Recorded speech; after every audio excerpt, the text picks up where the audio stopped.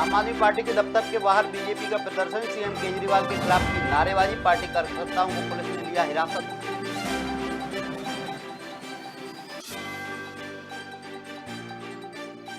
अवैध खनन मामले में ईडी की रेड, झारखंड की आईएएस पूजा सिंघल के घर मिले 17 करोड़ कैश नोट, गिनने की बुलाई गई मशीनें।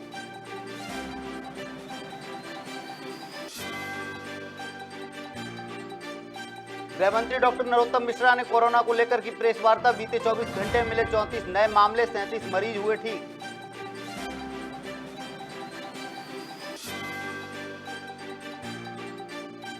राजधानी रायपुर में भेंट मुलाकात का दूसरा दिन, मुख्यमंत्री भूपेश बघेल ने रामानुजगंज विधानसभा का किया दौरा, जनता की मांग पर की अनेकों घोषणाएं।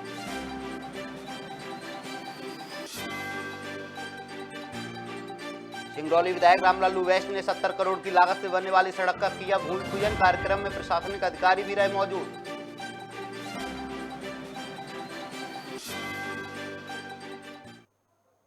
नमस्कार, मैं हूं अरुण, आप देख रहे हैं खबर भारत, खबरें विस्तार से। राजधानी रायपुर में भेंट मुलाकात अभियान के दूसरे दिन मुख्यमंत्री भूपेश बघेल ने रामानुजगंज विधानसभा क्षेत्र का दौरा किया। इस दौरान उन्होंने स्थानीय जनप्रतिनिधियों की मांग पर अनेक घोषणाएं की, जिसमें सड़क, स्कूल, विद्युत सब स्टेशन का निर्माण, नदी पर पुलिया समेत धान खरीदी केंद्र शुरू करने की घोषणा की गई।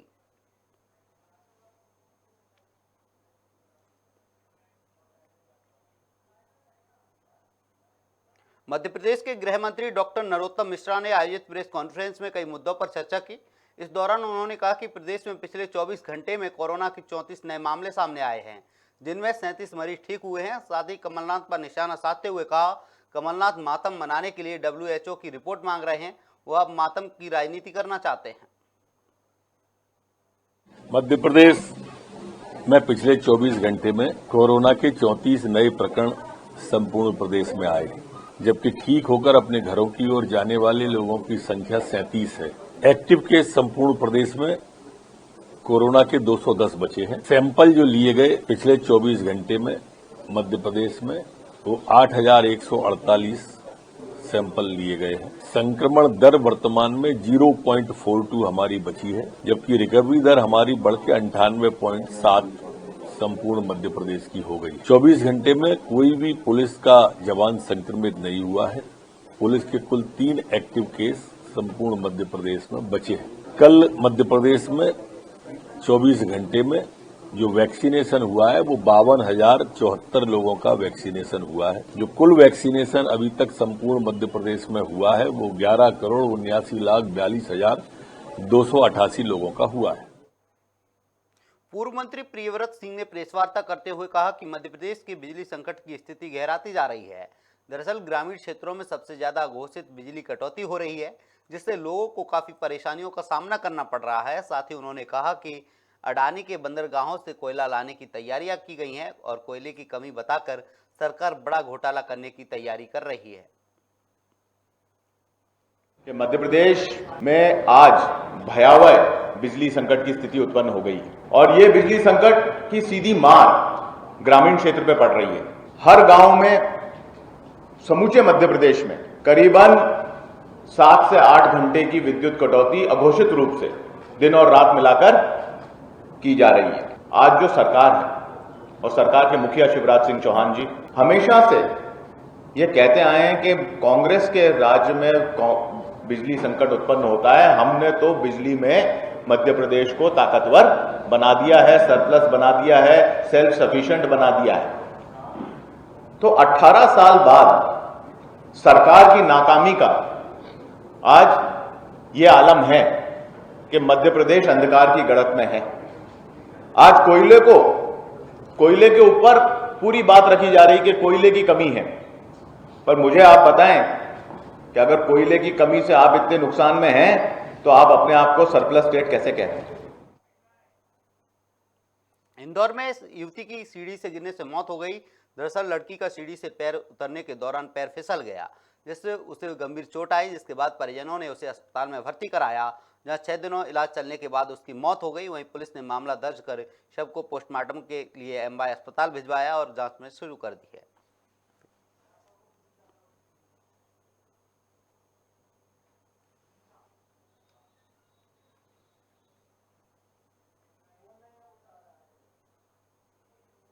इंदौर में साइबर क्राइम जैसे अपराध रुकने का नाम नहीं ले रहे हैं। दरअसल पीड़ित ने साइबर क्राइम विभाग में शिकायत दर्ज करते हुए बताया कि उसने अलेक्जेंडर ऐप के जरिए 6,500 का लोन अप्लाई किया था, जिसके बाद कंपनी ने 3,300 रुपये उसके खाते में डाले।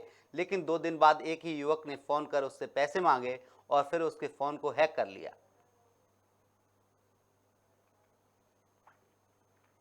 मैं ऑनलाइन एप्लीकेशन फेसबुक के थ्रू मुझे लिंक दिखाई दी थी लोन के लिए, तो उस पर मैंने क्लिक करा तो मुझे उधर से लोन के लिए अप्रूवल आया और ऑटोमेटिक उस पर उन्होंने मेरे अकाउंट में 3,300 रुपये डाल दिए थे। फिर 4 तारीख के दिन उन्होंने मेरे को कॉल किया कि आपके थ्रू आपने लोन के लिए अप्लाई करा था, उसमें हमने पैसे डाले थे, तो आप हमको पेमेंट वापस रिटर्न करो। तो मैंने उनसे बात करी थी कि इतना पेमेंट पहली बात तो मैंने अप्लाई करा नहीं है, मैंने नॉर्मली अप्रूवल लिया था, लेकिन 6,000 का उन्होंने मेरे को अप्रूवल दिया, लेकिन 6,000 पूरे नहीं आए, उन्होंने सिर्फ 3,300 रुपये मुझे डाले। उसके बाद क्या हुआ? उसके बाद में फिर उनसे बहसबाजी हुई, थोड़ी बातचीत हुई, अब शब्दों का भी उन्होंने प्रयोग किया था। फिर उन्होंने मेरे को धमकी दी कि ना अगर तुम पेमेंट नहीं करोगे तो हम तुम्हारे जितने भी मिलने वाले। उन्होंने मेरा डाटा भी हैक कर लिया, मेरे पूरे कॉन्टैक्ट लिस्ट मुझे व्हाट्सअप करी और उस पर मुझे बोलने लगे कि आपके सारे रिश्तेदारों को सबको हम ये व्हाट्सअप करेंगे और मेरे पे ब्लेम कर रहे हैं कि आपने 15 साल की लड़की का रेप करके ये बंदा भगा है। इस तरह से मैसेज इस तरीके से उन्होंने मेरे को मैसेज डाला। कौन सी कंपनी है वो? ये अलेक्जेंड्रिया के नाम से कोई सी कंपनी है, ऑनलाइन कंपनी, तो उन्होंने मेरे को ये चीज़ करा। उनका व्हाट्सएप के थ्रू मेरे पास मैसेज आ रहे हैं अलग अलग नंबर से, 2 नंबर से अभी आए हैं और उन्होंने बस ये कि पेमेंट आप करो, अगर नहीं करते हो तो अदरवाइज़ हम आपके रिलेटिव्स को कॉल, पहले तो हमने मैसेज करा था, अब कॉल करके उनको बोलेंगे कि ये ऐसा ऐसा हरकतें कर रहे हैं। मैंने फर्स्ट टाइम पहले एक बार लिया था, सेकेंड टाइम ये पहले कभी ऐसा नहीं हुआ कुछ? पहले उसमें कभी ऐसा नहीं हुआ मेरे साथ। शिकायत अभी मेरे चल रही है बात, अभी ऐसे कुछ शिकायत का हुआ नहीं है। ये कि जो भी मेरे साथ में ये हुआ है तो मेरे को उस चीज़ का और तरीके से इंसाफ मिले और जिसके साथ में भी ये हो रहा है तो ये बचे उस चीज़ से कि ऑनलाइन जो फ्रॉड चल रहे हैं उस चीज़ से बचना चाहिए। मेरे को इस चीज़ से नॉलेज मिला है। यानी कि आपको झूठी तरीके से बदनाम किया गया है? झूठी तरीके से बदनाम किया गया है। आपका नाम? जी, आपका नाम बोल दीजिए। तारिक खान। कोरिया के मनेंद्रगढ़ में हजारों की संख्या में जनजातीय समाज के लोगों ने एक विशाल रैली निकाली। जनजातीय समाज के लोगों ने भारत सरकार से गैर जनजातीय लोगों को आरक्षण सूची से बाहर करने की मांग की। इस रैली में पूर्व मंत्री एवं राष्ट्रीय जनजातीय संयोजक गणेश राम भगत शामिल हुए। पूर्व मंत्री ने कहा कि अविलंब गैर जनजातीय लोगों को आरक्षण सूची से अलग किया जाए।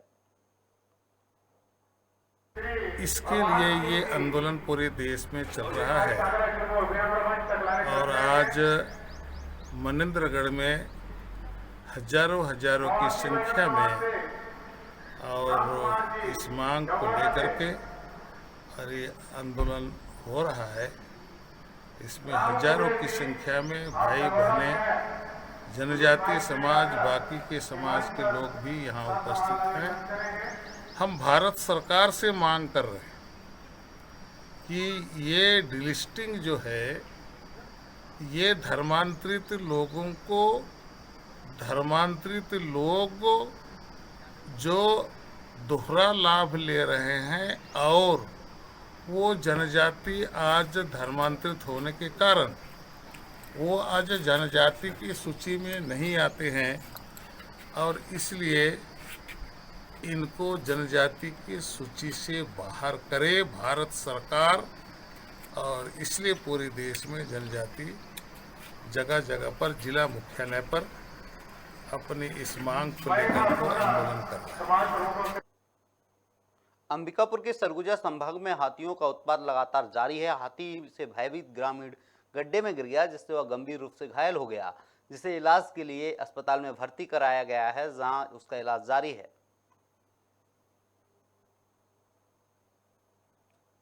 सुबह 6 बजे उठे के बाद मैदान चलत रही, जंगल के थे वो घर के पास में, तो तेलांचा कहाँ आएगी साथी, तो मम्मी हर बैठे रही दरवाजे के पास, तो भी बोलिस कि भाग कर के बोलिस मेरे पापा ला, तो जरा देखी संचा का, फिर गड्ढा में तरक दिस। कहाँ लाना होगा? फिर ओके इसे पीठ में गर्दन कती लगी से चोट। इधर अस्पताल का चीज में लाना? एम्बुलेंस में। तो वन विभाग वाला आए रहेंगे? हाँ। पैसा नहीं कुछ ही? और वो जग दिन 1100 जग 2000 दिन। अंबिकापुर में नशे के खिलाफ पुलिस की कार्रवाई लगातार जारी है, जिसे लेकर पुलिस मादक पदार्थ की बिक्री और सेवन करने वालों की धरपकड़ कर रही है। आपको बता दें, पुलिस ने गांजे के साथ एक आरोपी को गिरफ्तार किया है। वहीं थाना प्रभारी भारद्वाज सिंह ने कहा कि आरोपी के पास से 900 ग्राम गांजा जब्त किया गया है। नवागढ़ निवासी जीवन साथी और मुखबिर द्वारा ये सूचना मिला कि एक व्यक्ति है जो नशा का पदार्थ गांजा रखा हुआ है, जिसके बेचने के लिए वो ग्राहक ढूंढ रहा है। इस सूचना पर उसको तत्काल पुलिस टीम द्वारा घेराबंदी कर उसके पकड़ा गया। तो उसके पास से 900 ग्राम का गांजा मिला और उसके खिलाफ NDPS एक्ट के तहत कार्रवाई कर आज दिनांक को उसको माननीय न्यायालय के समक्ष पेश किया जाएगा। पूर्व की आपराधिक रिकॉर्ड अभी नहीं मिल पाई है, उसकी पता की जा रही है। आरोपी नवागढ़ का निवासी है। नरसिंहपुर जिले के गाडरवारा में विद्युत कटौती के विरोध में किसान प्रदर्शन करेंगे। जिस किसानों ने विद्युत कार्यालय में अधिकारी का घेराव किया। आपको बता दें कि प्रदर्शन में ज़्यादा से ज़्यादा किसान शामिल होंगे, जिसके लिए राष्ट्रीय किसान मजदूर संघ ने प्रचार करते हुए किसानों को आने की अपील की है।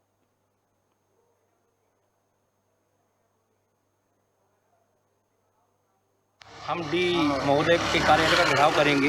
यहाँ का क्षेत्र बहुत परेशान है, उसकी मूंग की फसल सूख रही है, गन्ने की फसल सूख रही है और आज स्थिति ये है कि यदि किसान की दोनों फसल नहीं हुई तो किसान को ज़मीन बेचना पड़ेगा। तो पूरे ज़िले का आंदोलन है ये और ये पूरी ताकत से डी महोदय का घेराव किया जाएगा कार्यालय। तो व्यक्तिगत डी क्यों? इसलिए कि उनकी तानाशाही चल रही है पूरी। अच्छा। और ऐसी तानाशाही नहीं कि 10 घंटे बिजली का जो शेड्यूल सरकार ने तय किया है, उसके बाद किसानों को 10 घंटे बिजली नहीं मिल पा रही। तो सीधा आरोप आपका सिर्फ डी के ऊपर है? डी महोदय व्यवस्थाओं पर नहीं है? व्यवस्थाओं पर नहीं है, क्योंकि उन्होंने कमिटमेंट किया था। डोभी में हमारा आंदोलन हुआ था कि हम आपको 10 घंटे बिजली देंगे, मगर अभी तक किसानों को 10 घंटे बिजली नहीं मिल पा रही। पूरे जिले से किसान आएंगे।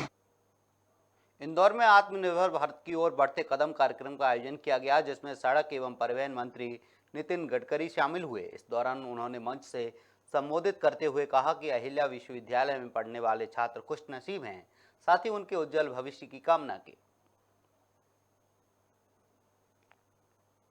अहिल्या विश्वविद्यालय में आज माननीय भारत सरकार के यशस्वी मंत्री माननीय नितिन गडकरी जी ने आत्मनिर्भर भारत के लगन से अपना बहुत युवाओं को प्रेरणादायी अपना व्याख्यान दिया है।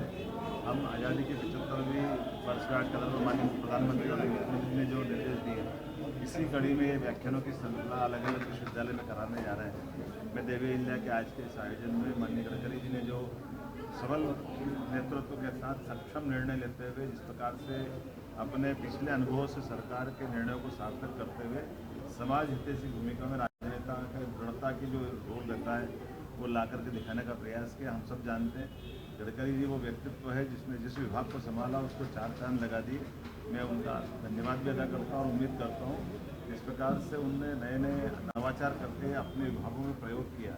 कभी कल्पना नहीं कर सकते थे कि देश के अंदर एक ब्रिज के ऊपर 3 तरह से ट्रैफिक निकलेगा, रेल भी उस पर चलेगी और बस भी चलेगी। ये नवाचार इथेनॉल्स लगा करके कई सारे प्रयोग हमने जो किए हैं।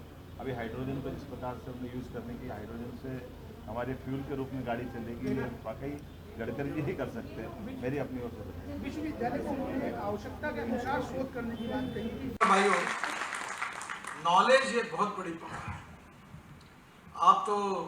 आप बहुत नसीबवान हैं कि बहुत अच्छे विश्वविद्यालय में आप सीख रहे हैं। मैं महाराष्ट्र में जब विधायक था तो सरकार ने एक कमेटी अपॉइंट की थी कि स्कूल कैसी चलती है, दर्जा कैसा है, टीचर कैसे है। तो हम लोग सब मिलकर जब मुंबई पहुंचे तो मैंने शिक्षा मंत्री को कहा कि पूरा रिपोर्ट तो 4 वाक्यों में लिखा जाएगा। बहुत खुश हो गए, बोले क्या लिखना चाहिए। मैंने बोला ऐसा है कि जहाँ स्कूल की बिल्डिंग थी वहाँ टीचर नहीं थे, जहाँ टीचर थे वहाँ बिल्डिंग नहीं थी, जहाँ दोनों थे वहाँ विद्यार्थी नहीं थे, और जहाँ तीनों थे वहाँ पढ़ाई नहीं थी।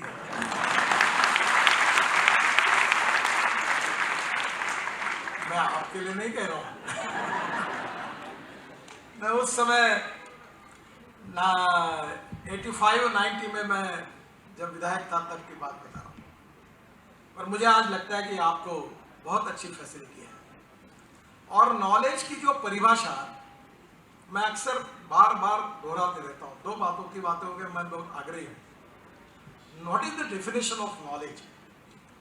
The innovation, entrepreneurship, science, technology, research, skilled and successful practices. We name it as knowledge. And conversion of knowledge into wealth is the future. और ये जो बात है कि आप नॉलेज की ताकत कितने में, थोड़े बहुत मेरे डिपार्टमेंट की बातें आपको बताऊंगा, बाकी आप हर डिपार्टमेंट में बहुत करने लायक है। और इसलिए आप नॉलेज को ग्रहण करना, आत्मसात करना, नॉलेज एज ए पावर आपके जीवन को केवल नहीं बदल रही है, नॉलेज एज ए पावर समाज जीवन को और राष्ट्र जीवन को बदल सकती इतनी ताकत है। मैं अनेक सालों से बायोफ्यूल पे काम करता हूँ। ये गन्ने के जूस से, मोलाइसिस से, राइस से बायो इथेनॉल बनता है। तो हमारे यहाँ भोपाल में स्वर्गीय सुदर्शन जी का निधन हुआ। मैं आखिर में उनको मिलने के लिए आया था, तो मुझे कह रहे थे कि नितिन, ये अल्टरनेटिव फ्यूल का विषय कभी छोड़ो मत, इसके पीछे रहो। तो मैं उनका कहने हुए लगा रहा, लोग मुझे हंसते रहे, वो कैसे होगा, क्योंकि ये देखो, anything you speak out of box, दुनिया विश्वास नहीं रखती, और लीडरशिप उसको कहती है दुनिया झुकती है झुकाने वाला।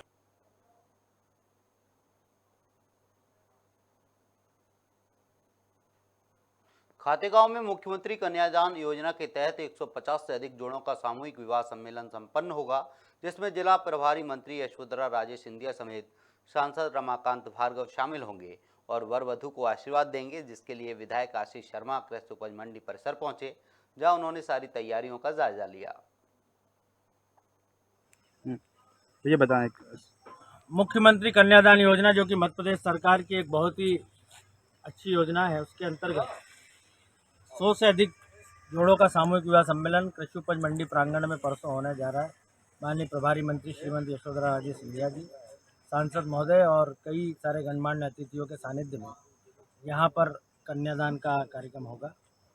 शिवराज जी की सरकार ने इस बार कन्यादान योजना में वित्तीय मदद जो सरकार की तरफ से होती है उसको बढ़ाया है, और हमारा लक्ष्य है कि सरकार ने जो कन्यादान करने की जिम्मेदारी अपने कंधों पर ली है, उसको बहुत अच्छे कार्यक्रम के रूप में हम यहाँ पर संपन्न करें। उसी की तैयारियाँ यहाँ पर चल रही है।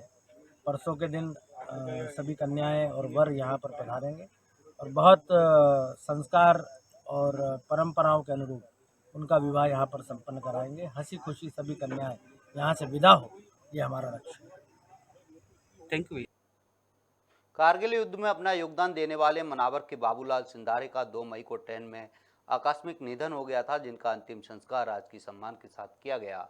इस अवसर पर पूर्व सैनिक संगठन के अध्यक्ष मुकेश डोंगरे सहित गांव के सभी लोगों ने उन्हें श्रद्धांजलि अर्पित की। वहीं उनके पुत्र भूपेंद्र ने उन्हें मुखाग्नि दी।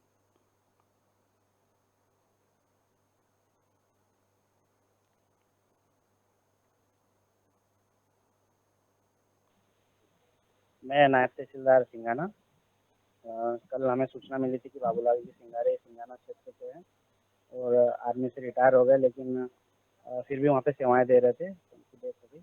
उनकी सूचना मिलने पर मैंने श्रद्धांजलि देने के लिए यहाँ पे आज उपस्थित हुआ हूँ। उनके परिवार को और के साथ में पूरा सिंगाना और हम लोग हैं, उनकी आत्मा को भगवान शांति। हम हमारे पूर्व सैनिक श्री बाबूलाल जी सिंगरे के अंतिम क्रियाक्रम में यहाँ पर आए हुए हैं। इन्होंने अपनी सर्विस 3 मैकेनाइज्ड इन्फेंट्री में 26 साल, 5 साल डीएससी की सर्विस करी और 99 के कारगिल युद्ध में इनका खास विशेष योगदान रहा। हम उसी को संपन्न करने के लिए आज यहाँ पर पहुँचे हुए। ऐसे जिस प्रकार से इनकी जो डेथ हुई है, तो ये डीएससी में अपनी सर्विस कंप्लीट करके वहाँ से पेंशन आ रहे थे, तो केरल में इनका डीएससी का सेंटर है, वहाँ से 30 तारीख को प्रक्रिया कंप्लीट करके 2 तारीख को वहाँ से ट्रेन में चले गए और उसके बाद में 3 तारीख को रास्ते में ट्रेन में इनकी मृत शरीर पाया गया और जिसको हमने 4 तारीख को मतलब लेके आए यहाँ पर ग्राम सिंघाना। अब इसमें ये है कि अगर 2 दिन पहले 30 तारीख को 12 बजे से पहले अगर दिन को डेथ हुई तो शासन प्रशासन और सेंट्रल गवर्नमेंट की तरफ से जो भी इनको जो बेनिफिट तकरीबन 80 से 90 लाख तक का इनको बेनिफिट हो सकता था, पर वर्तमान में इतनी कोई इनको कोई सहायता होने वाली नहीं है। तो मैं आपके चैनल के माध्यम से ये बताना चाहता हूँ कि इनके परिवारजनों को शासन प्रशासन जहाँ से भी जो भी सहायता हो सके प्रदान करने की कृपा करें। नर्मदापुरम में जिला प्रशासन ने कार्रवाई करते हुए अवैध जमीन पर बुलडोजर चलाया है। दरअसल हरदा बाईपास स्थित होटल नाके के पास अवैध रूप से शराब बेचते थे, जिस पर कार्रवाई करते हुए 4 ढाबों पर बुलडोजर चलाया गया है और करीब 12,000 वर्ग फीट जमीन को अतिक्रमण से मुक्त कराया है, जिसकी कीमत 1 करोड़ रुपए से अधिक बताई जा रही है। अभी यहाँ पे लगभग 10,000 स्क्वायर फीट ज़मीन पे अतिक्रमण था, जो कि हमने अभी पेपरताल और डोंगरवाड़ा माइनर के ज़मीन जो है शासन की मदद से हमने उसको अभी हटवाया है, जिसमें हमारे एसडीएम साहब, तहसीलदार साहब का सहयोग था जी। इसमें अपने नहर विभाग के साथ साथ हमारे प्रशासनिक अमला, सीएमओ साहब, पुलिस विभाग, इन सब का सहयोग था। यहाँ जो शराब माफियाओं पे जो कार्रवाइयाँ चल रही हैं और उसके तहत आज ये कार्रवाई की गई हैं और आज लगभग हमने 4 बड़े ढाबे थे जहाँ से अवैध शराब के कारोबार की सूचना जैसे प्राप्त होती थी, तो वो ढाबे थे जिनको हमने आज तोड़ा हुआ है और लगभग इसमें 12,000 वर्ग फीट के लगभग ज़मीन खाली कराई है। इसकी कीमत करोड़ों में जाएगी, लगभग 1 करोड़ से ऊपर ही कीमत। और कितनी? पानसेमल के आमदा में पहुंच अभियान के तहत शिविर का आयोजन किया गया, जिनमें स्वास्थ्य विभाग, पीएचई विभाग, वन विभाग समेत अन्य विभाग के अधिकारी मौजूद रहे। आपको बता दें कि कार्यक्रम के दौरान ग्रामीणों ने अपनी समस्याओं को लेकर आवेदन दिए। इस दौरान कुछ समस्याओं का निराकरण किया गया, जबकि अधूरे निर्माण कार्य को लेकर एसडीएम ने कलेक्टर को संज्ञान में लिया। कलेक्टर साहब के निर्देशानुसार आज से पूरे जिले में पहुंच अभियान की शुरुआत की गई है। आज प्रथम दिन है अभियान का, तो सभी ब्लॉक्स में एक शिविर आयोजित किया गया है। इसी के तहत पानसेमल में आमदा गांव में शिविर आयोजित किया गया है।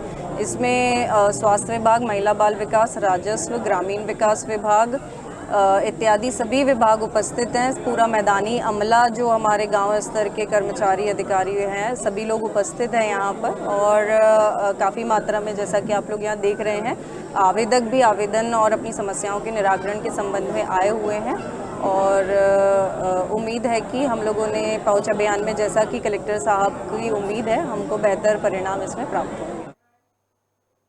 शुजालपुर में सर्व ब्राह्मण समाज ने भगवान परशुराम की शोभा यात्रा निकाली। आपको बता दें, शोभा यात्रा में भगवा ध्वज फहराते हुए बड़ी संख्या में सामाजिक महिलाओं और पुरुषों ने भाग लिया। इस दौरान जगह जगह पुष्प वर्षा करते हुए शीतल जल पिलाया। वहीं यात्रा के समापन पर मां प्रसादी का वितरण किया गया।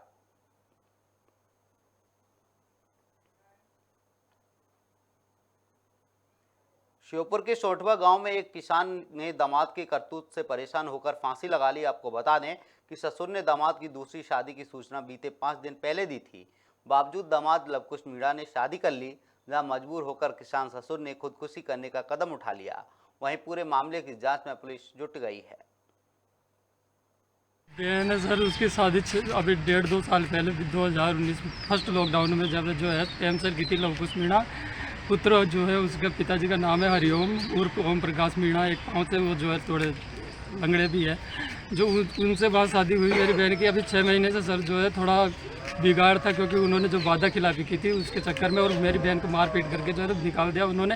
रात में एक कपड़े में लेके आया था अपनी बहन को वहाँ से, वो हमने समझाया बुझाया, माने नहीं सर। और अभी जो है 3 तारीख को इसको जो है गोपालपुरा वहाँ पर गातोली के पास में राजस्थान में शादी कर दी। जो है उसके बाद में उसको पिताजी को लाई भी थी सर, यहाँ पर जो है पुलिस लेके आई थी। उसने यहाँ भी कहा कि हाँ मैं कर रहा हूँ मेरे लड़के की दूसरी शादी। हमें कुछ पता ही नहीं चला सर, कोई सुनवाई नहीं हुई, ना तो एसपी ऑफिस में वहाँ पर आवेदन दिया, लड़की गई, मेरा भाई गया छोटा, वो रो रहा है वहाँ पर सर। छत्तीसगढ़ में सभी पार्टियां 2023 के विधानसभा की तैयारियों में जुट गई हैं, जिसे लेकर बैठकों का दौर लगातार जारी है। इसी कड़ी में मुख्यमंत्री ने भेंट मुलाकात अभियान चलाया, जिसके तहत वो रघुनाथ नगर की चौपाल में शामिल हुए, जहां नागरिकों की शिकायत पर पटवारी पन्नालाल सोनवानी को निलंबित करने के निर्देश दिए हैं। दरअसल पटवारी के खिलाफ किसानों ने रिश्वत लेने की शिकायतें की थीं।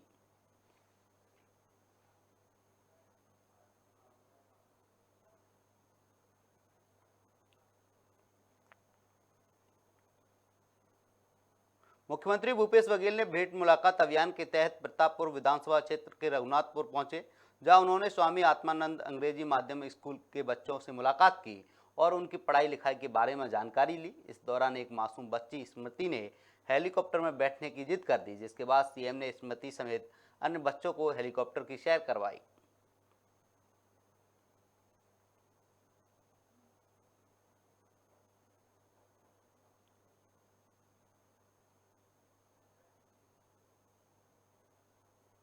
मुख्यमंत्री भूपेश बघेल भेंट मुलाकात अभियान के तहत प्रतापपुर विधानसभा क्षेत्र के गोविंदपुर पहुंचे, जहां उन्होंने गौठान संबंधित शिकायत की कार्रवाई की और जिले के डीएफओ मनीष कश्यप को निलंबित करने के निर्देश दिए। साथ ही महिलाओं रेंजर संस्कृति विरले को भी निलंबित कर दिया।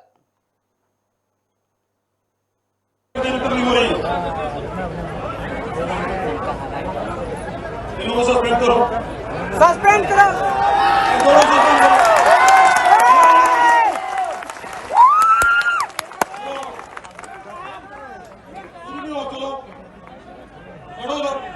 Thank you sir. जो भी जिम्मेदार है वो सस्पेंड होगा। सरकार बनाती योजना आम जनता के लिए, किसानों के लिए। जी सर।